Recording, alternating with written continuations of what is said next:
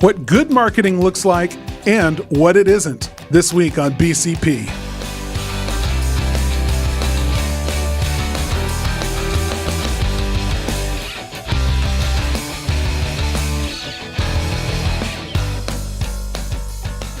Hey there, hey there, hey there. Welcome back to another episode of the Blue Collar Proud Show. It's the show all about having and living the blue collar business dream. If you're an owner and you're building a business and you can dream it, you can build it. Taylor and I want to be a part of that journey to your success. My name is Carter Harkins. With me every week across the table here is none other than the Taylor Hill. Hey, man. How you doing? I'm good. How are you? I'm good. Good week so far. And, it's great to be able to talk with Tom Smodic here in our office. Yeah. I'm always impressed with what he knows, what he stays up on. He certainly stays up on it better than I do. And, well, he stays up on it better than I do now. That's the key to growing a business is you find people who are smarter than you and you put them in charge of things. That's right. That's exactly right. Tom is our our operations manager, not chief. I won't say chief yet, but maybe one day. He can be chief. I told him, create whatever title you want, whatever. He's got the operations side of it down really well. And we had a great conversation with him today all about what marketing is and what it isn't. This is almost like an FAQ episode. Yeah. We get asked all the time, to make marketing do things that marketing just doesn't do. And so we thought, well, let's make an episode out of that and talk about it. And so we had Tom on to talk about that. But, it's one of those things that if you have good marketing that's working for you and you understand how it does what it does, it can be a game changer. Yeah. Because you're in control of the budget, you're in control of the tracking, and you're in control of the results because you are in control of the budget and the tracking. Right. So, when you have those two variables, you're holding the reins of the results in your business. You're not just hoping that it'll be effective. We've talked about in other episodes as being the spray and pray method. Right. It's not the case when you get that level, but there's still things that it cannot do. Right. I mean, it's let's just say it's a bulldozer. You've got the levers and you know what those levers, each one of those can do, and you can move a lot of dirt. But a bulldozer has a hard time digging a hole. Yep. So you need a different machine for that. And that's really the difference in marketing is some people think you do one thing and it does everything for you, and it just doesn't. And I'm amazed too at how many business owners feel like, the marketing, and marketing is challenging, especially now that we've moved into digital marketing. It's no longer about, getting an ad in a Yellow Pages. Right. There's some complicated stuff online in order to get your business seen, and it's only getting more complicated to the point that Google, for the first time in its history, has come out in its best practices guidelines and said, look, if you're trying to do this stuff yourself and you're a small business and you don't have a dedicated person who can pay attention to the things that are going on, you probably ought to go hire that person and, a company who is an expert at these things, an agency or something that can help you, track this and follow these best practices. First time ever that they've said that. Yeah, it's real funny because especially in the search engine optimization world, they've talked for years and thought that Google was trying to wipe them off the face of the earth. Right. And then now they're saying, there is really some best practices to follow, but they're getting harder and harder. So if you can't code and you can't do this, you can't do that, then find somebody who can. So you've got business owners that are intimidated. And I think that's completely understandable. I have a lot of empathy for business owners that just simply come to the water's edge there of digital marketing and go, yeah, I don't know. I'm not sure, but that's okay. Yeah. But my point is that what that's done almost is breed this. Well, because it's difficult to understand, I'm not even going to try. I'm just going to hire somebody, and I'm going to stroke a check and pay them every single month, and then. Yeah. I'm done. I'm going to absolve myself of all responsibility to manage or to examine or to track or to be involved in strategy or anything else. I'm just going to, writing the check to the people is going to take care of my responsibility now. That's all I've got to do. And it's a real challenge because we deal with business owners like that. And it's when they won't communicate about what's going on in their business, it really limits what a company like ours can do for them. And we can rock it. We've proven that we can take businesses to whole new levels if they'll communicate strategy and talk to us about what their objectives are and be involved in the decisions and try to educate themselves. We love to educate business owners that want to be educated. Yeah. Absolutely. So I just want to make that point up here in the front. Well, let's get into what Tom's got to say, and then we'll get on the back end of this, and I bet there's some other points we can make. Absolutely. What do you think? Yeah. So, again, Tom Smodic, he's our operations manager here at Spark Marketer, and we had a great conversation with him about what marketing is and isn't, what it can do and what it cannot do for you. So we'll roll that and come back afterwards and chat a little. All right. Welcome back to the show, Tom. Good to be here. So we're talking today about some of the misconceptions around marketing, what it can and can't do. In your mind, just in terms of how we help our clients and what we do here, what are some of the things that you think marketing, that you see people coming to us wanting marketing to accomplish for them, that marketing just simply cannot accomplish for them? Right. Well, it's not a magic bullet. I mean, marketing is a reflection of your business. I mean, you can't just put up some AdWords and make a new website and transform your operations or your customer service.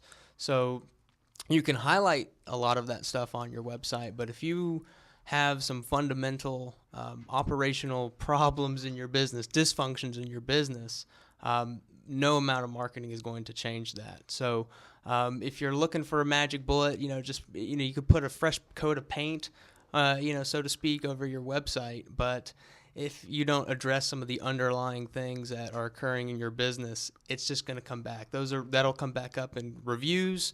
You can hire, all new people, but if your culture is bad, it might not change anything. So really no amount of marketing can make up for lousy customer service or poor products.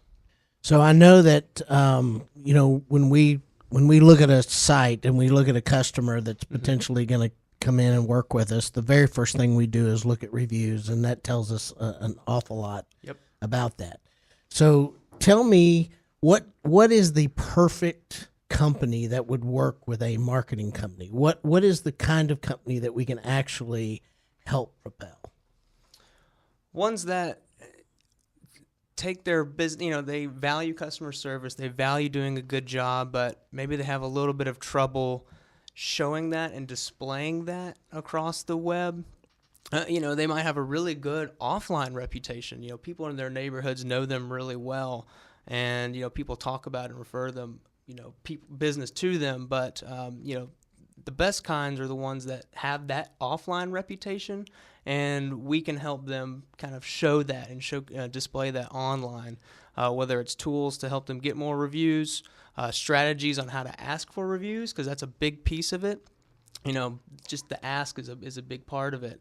But then, doing some videos and whatnot on their website to really showcase the type of company that they are. So basically what you're saying is marketing puts a megaphone to the type of company that you are. If you're a good company, we can market and it amplifies that you're a great, good absolutely company, and we can help that amplification. The problem is, if you're a bad company, we can amplify that too, but it's not going to help you. That's the problem with marketing. I mean, it's not whether you're good or bad. It's the amplification of whether you're good or bad, because that's what marketing is. We bring opportunities, and if you're going to bring opportunities, you amplify and tell people about that company and who you are. So I think that's a very good distinction there. So what's the number one thing that marketing can do for a company? What should they look to? Marketing is not a savior for everything. Obviously, we've just talked about it. But what is the number one thing that you think, man, that's a prime example of somebody who needs marketing to really help them? I would say, for companies that know they do a good job, you want to really showcase who you are. I mean, show that you have people. It's a people-to-people business. Especially if you're going into people's homes, you want to build trust. It's all, really at the end of the day, it's about trust and, the type of business that you are.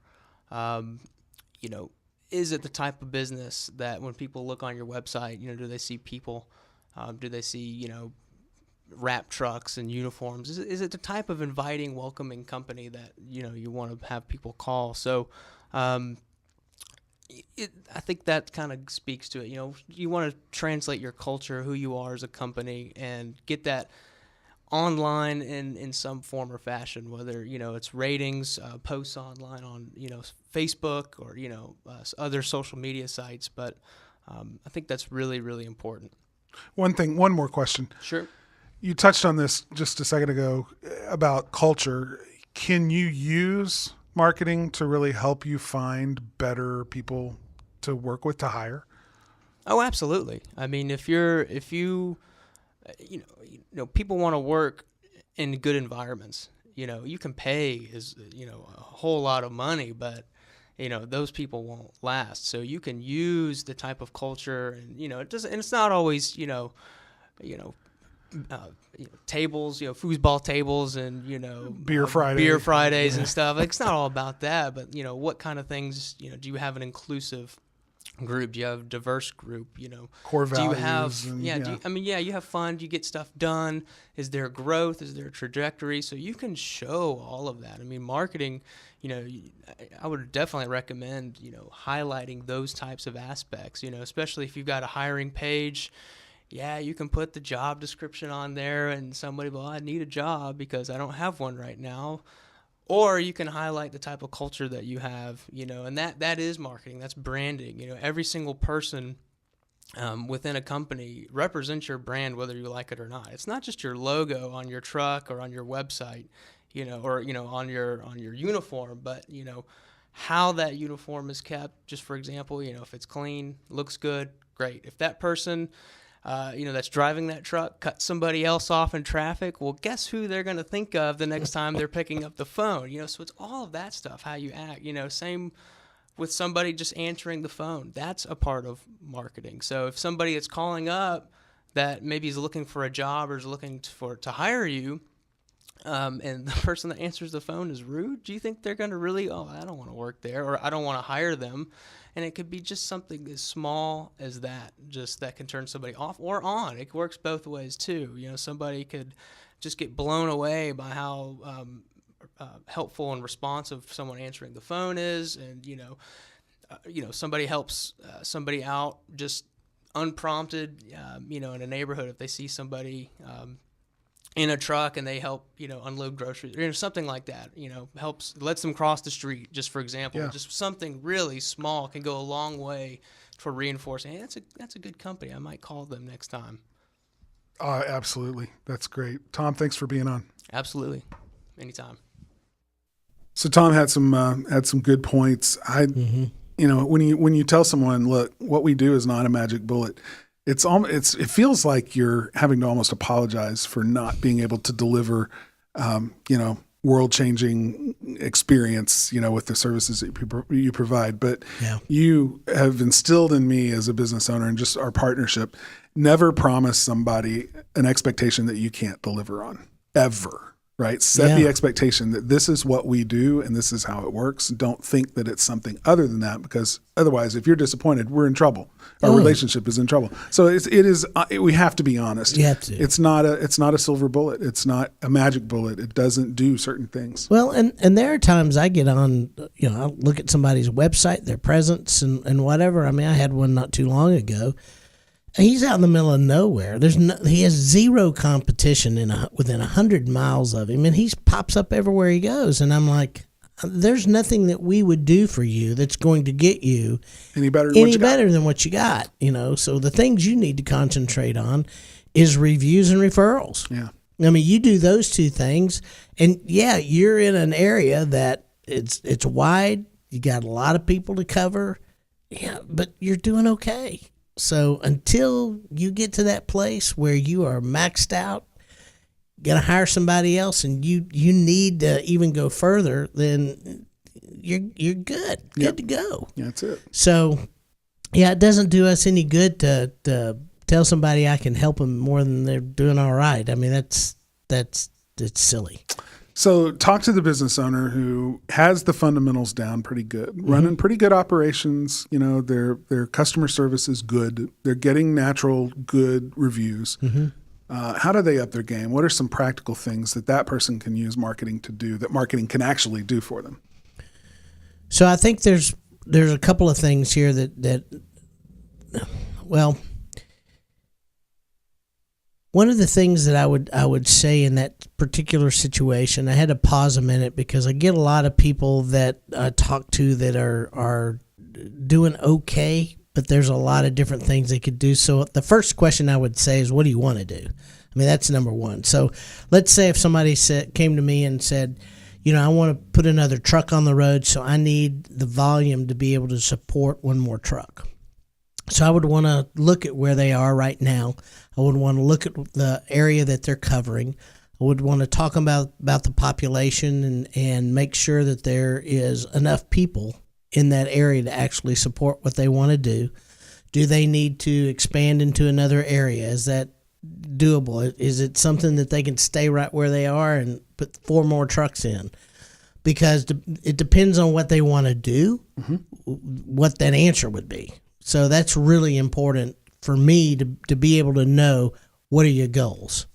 You know, what is the goal to you? Is it just money? And here's another thing: if your goal is just money, then you're going to have problems, and you're going to have problems in your customer service. And I've seen this over and over and over again. If the only goal you have is money, your customer service is going to suffer, because people know that's the only goal you have. Yeah, it's pretty obvious. Yeah. If the goal you have is to help people and to really go in and serve people, then you will make money. So that's the other thing I would tell people. So what about when someone has a goal for what they want, you know, just a business goal, a growth goal, but they don't have a budget to match it? You know, they don't have a reasonable expectation about what they've got to put in order to reach that goal. Then they're not going to reach their goal. I mean, that's it. They're not going to reach their goal. I mean, it's like me saying I have a goal to lose weight and I go out and eat ice cream every day. Yeah. I mean, it's just stupid. And I'm not meaning to call anybody stupid, but if you're thinking you're going to lose 5 pounds, but you're eating a pound of ice cream a day, you're not going to lose 5 pounds. Yeah. I mean, there are certain laws in place.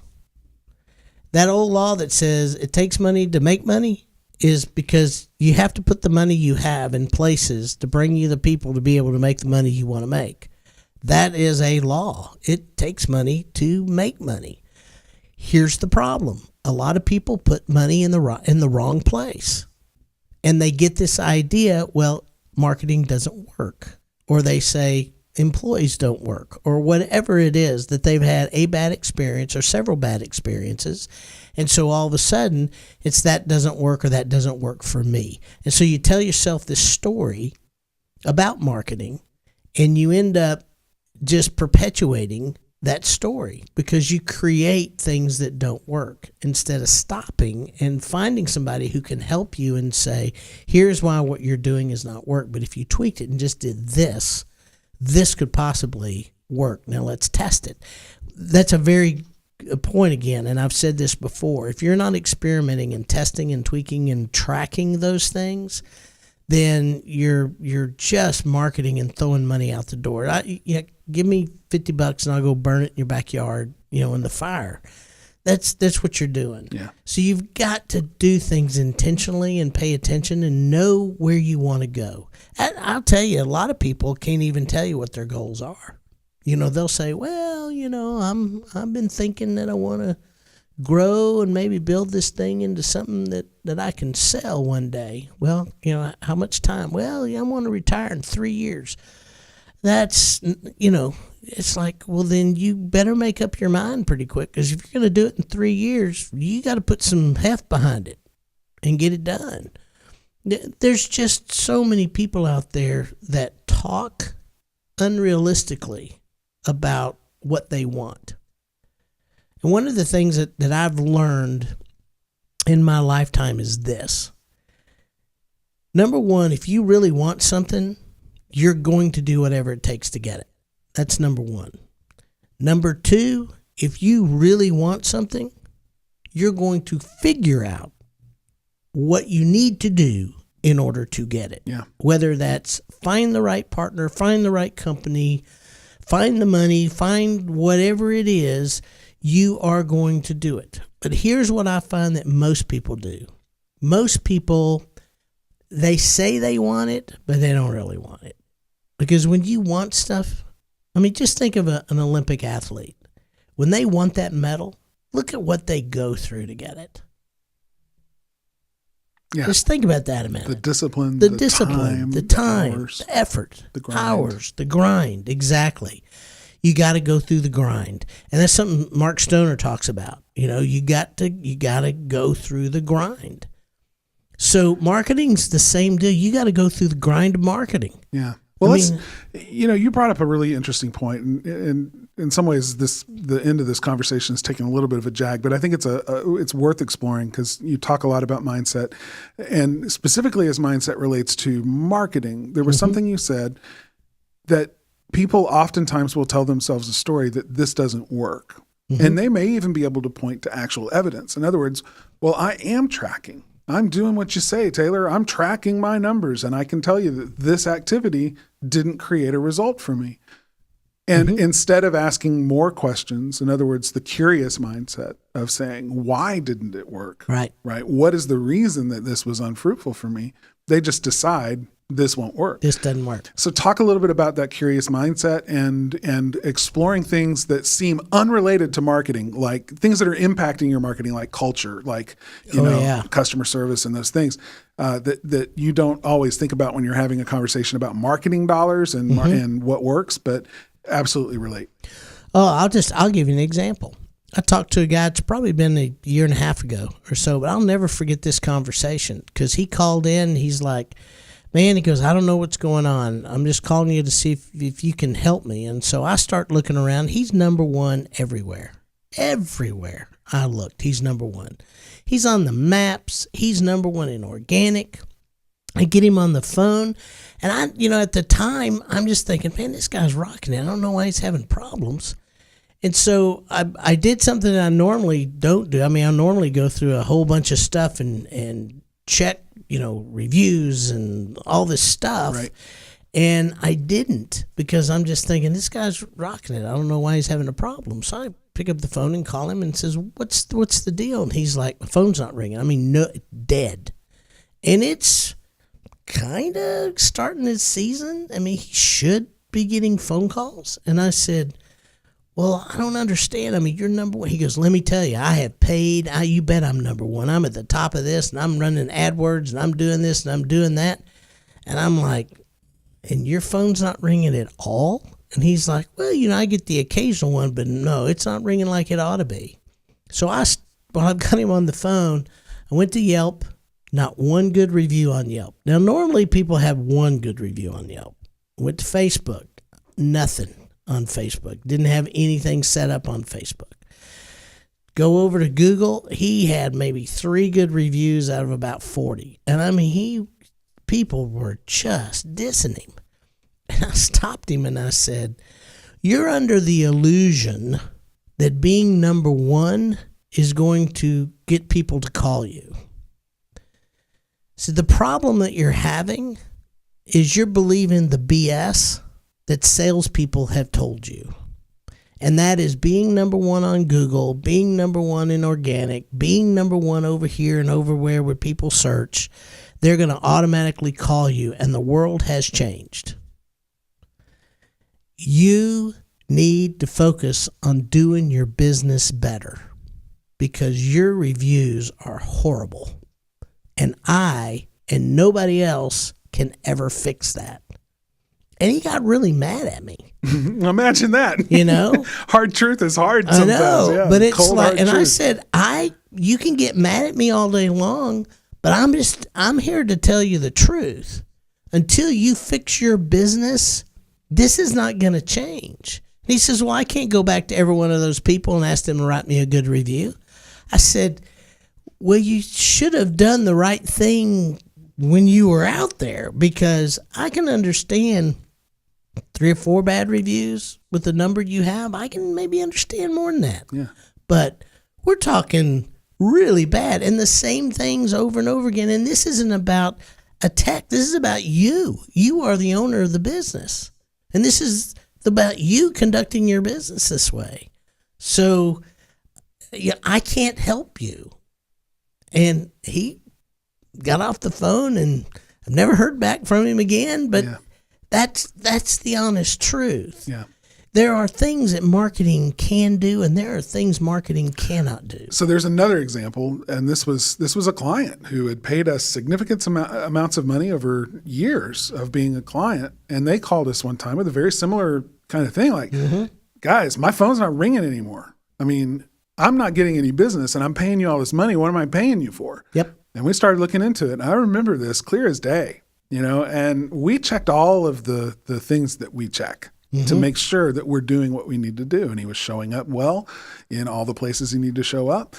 And we checked his phone number, everything was working. And you went to him and you said, I'm not sure, the problem doesn't seem to be on our end. I'm not trying to shirk our responsibility here, but I need you to check some things too on your end to make sure that when your phone rings that you're actually getting the calls and booking the work. And he's like, well, I don't think there's a problem there. But sure enough, like, what was it, a couple weeks later? Well, it was about 3 weeks after that. He called and he said, I found the problem. And he apologized. He apologized, to us. He's still a client today. And his problem happened to be with the people answering his phones. Yeah. And they'd been with one of the ladies had been with him 3 years and another one like 5 years. And it was such a bad problem. Yeah. They were treating customers, either ignoring customers altogether or treating them badly enough. They weren't even answering the phones. He wasn't booking jobs. Yeah. So we were sending him greatly. It's great, things that would convert into customers, and we've proven over and over that they will. But there were systems other than the ones that we were responsible for, the next link in the chain, if you will. That's right. And when he examined those, he realized that's why the marketing was failing.